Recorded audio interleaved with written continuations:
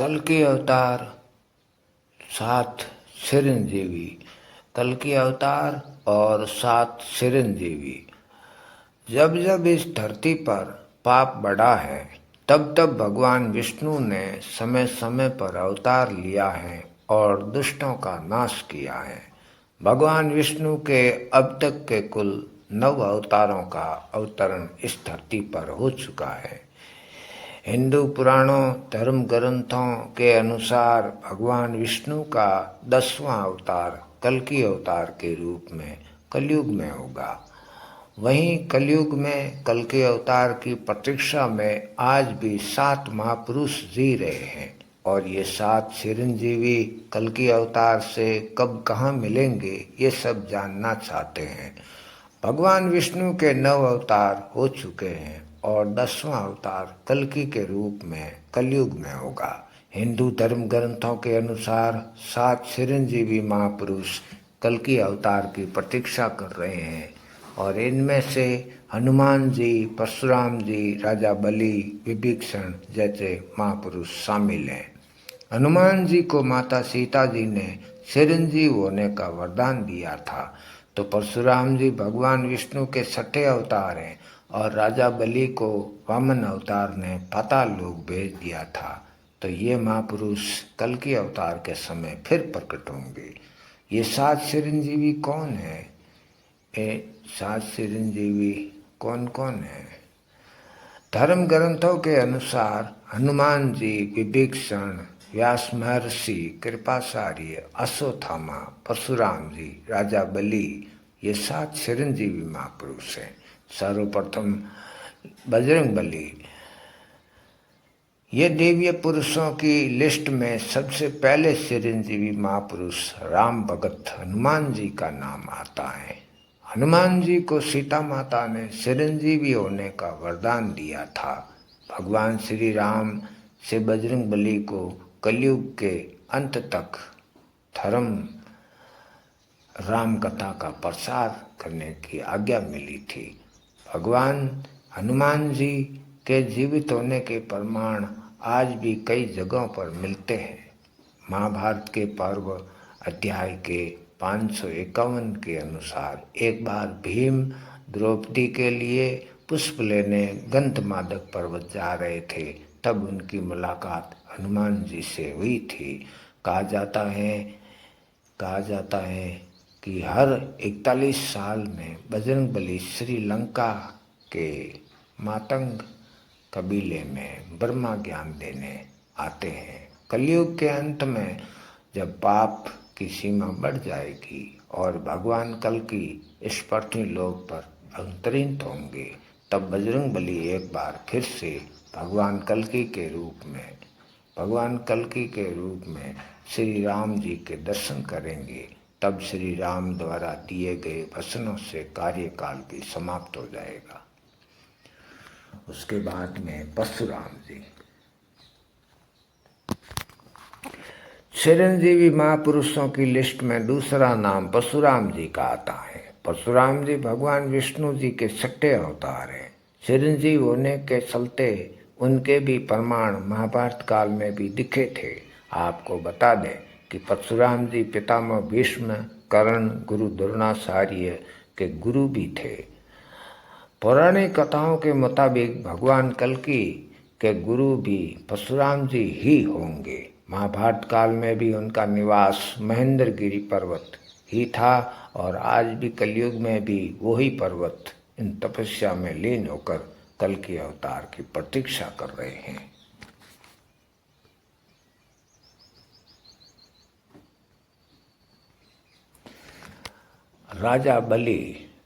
राजा बलि भी हरि भक्त प्रहलाद के वंशज थे। उन्होंने अपने बल से तीनों लोकों को जीत लिया था। उनको बहुत बड़ा दानवीर भी माना जाता है।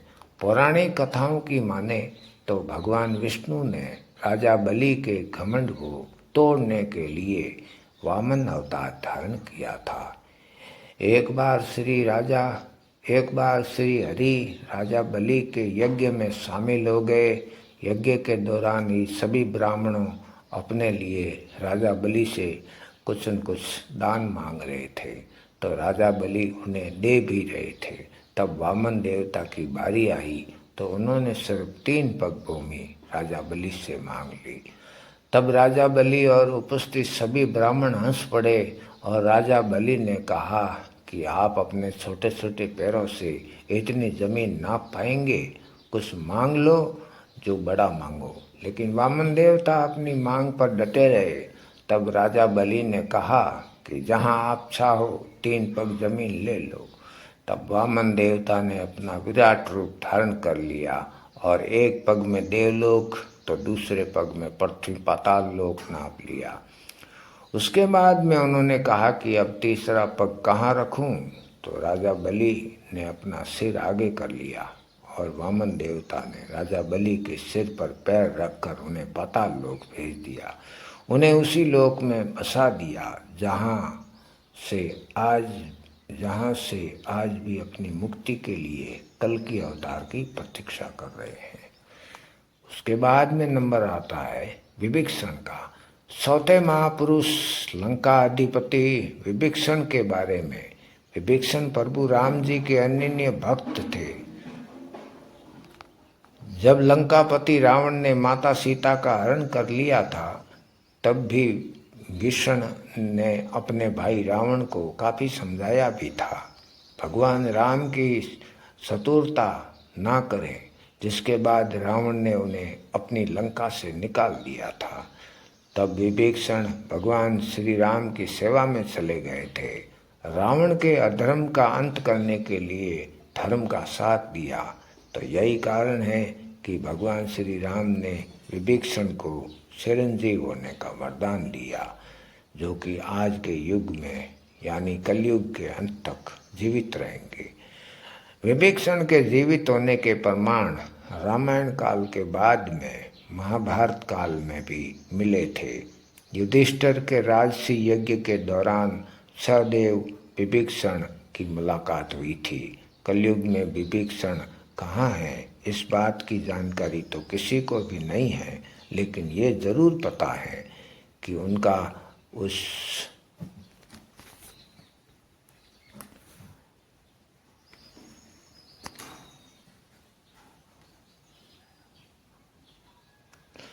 किसी को नहीं है, लेकिन यह जरूर पता है कि उनका इस युग में भी होने का सिर्फ एक ही लक्ष्य है, जो कि अपने प्रभु के अवतार कल्कि से मिलना।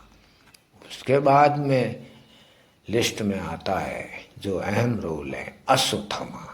इन 7 महापुरुषों में अश्वत्थामा का नाम भी शामिल है। गुरु द्रोणाचार्य के पुत्र अश्वत्थामा आज भी इस पृथ्वी लोक पर मुक्ति के लिए भटक रहे हैं।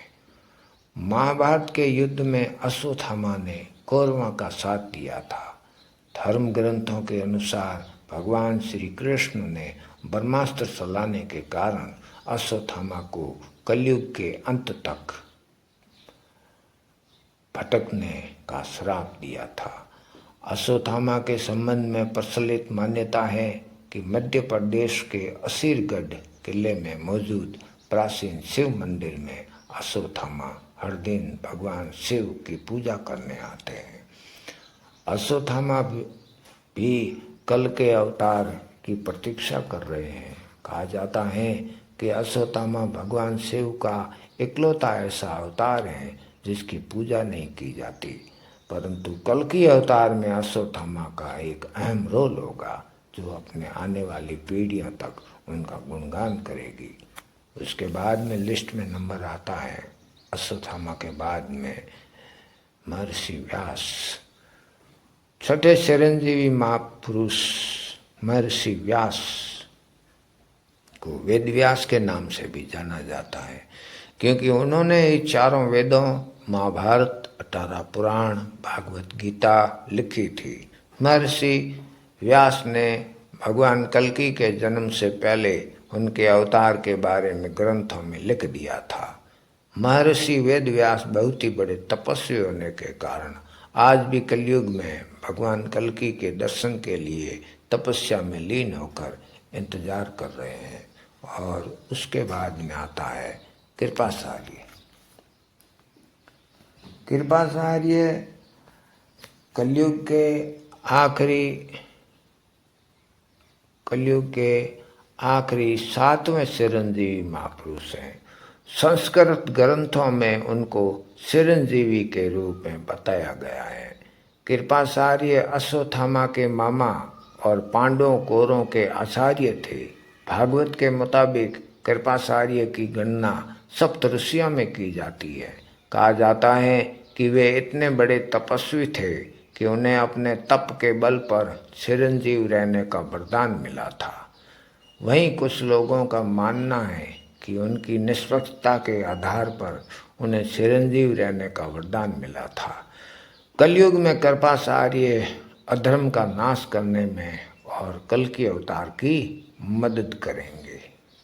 ये है कल्कि अवतार की कथा और वो 7 महापुरुष जो कल्कि के अवतार होने का इंतजार कर रहे हैं और उनमें अपने भगवान विष्णु के दर्शन करेंगे और अपने वसनों से मुक्त होंगे और कोई उनका सहयोग करेंगे, अधर्म का नाश करेंगे। तो इस प्रकार ये कथा है, आपको ज़रूर पसंद आई होगी, जिसके लिए आप लाइक ज़रूर करें और चैनल को सब्सक्राइब करें। धन्यवाद। मिलते हैं अगले वीडियो में। मैं